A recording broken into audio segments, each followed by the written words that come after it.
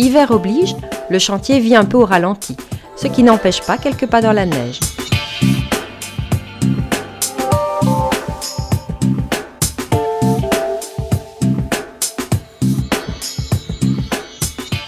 L'évolution des accès, notamment le futur pont, ont amené à la création d'une nouvelle entrée et d'un nouveau poste de gardiennage.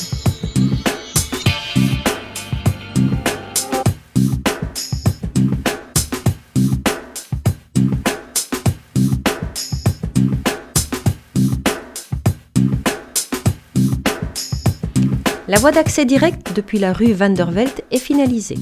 Les transports en commun accéderont au site par ce côté.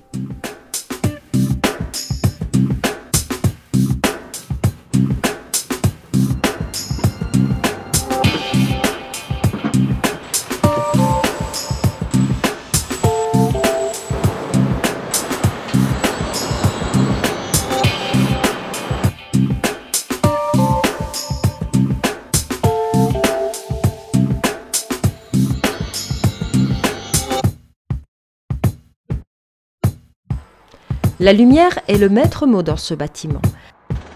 Les multiples ouvertures permettront un éclairage naturel important. La pose des vitrages se poursuit.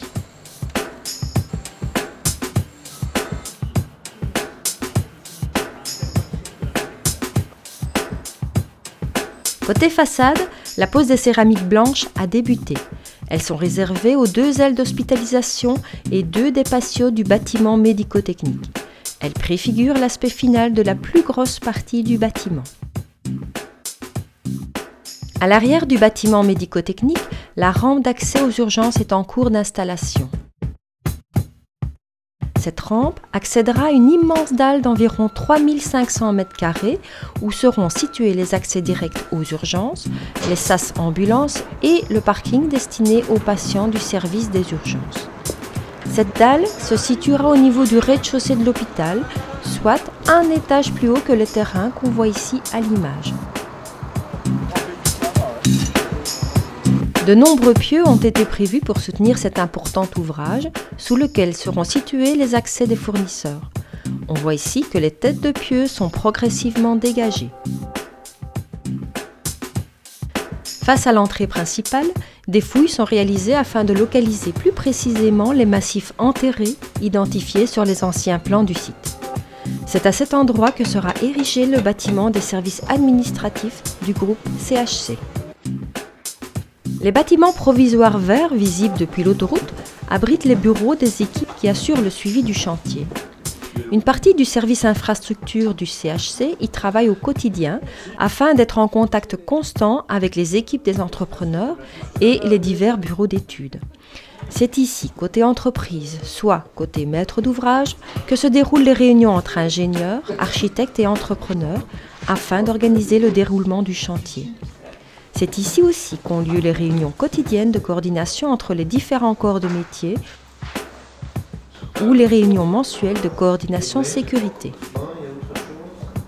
Les plans sécurité et hygiène sont régulièrement adaptés et largement affichés sur le chantier.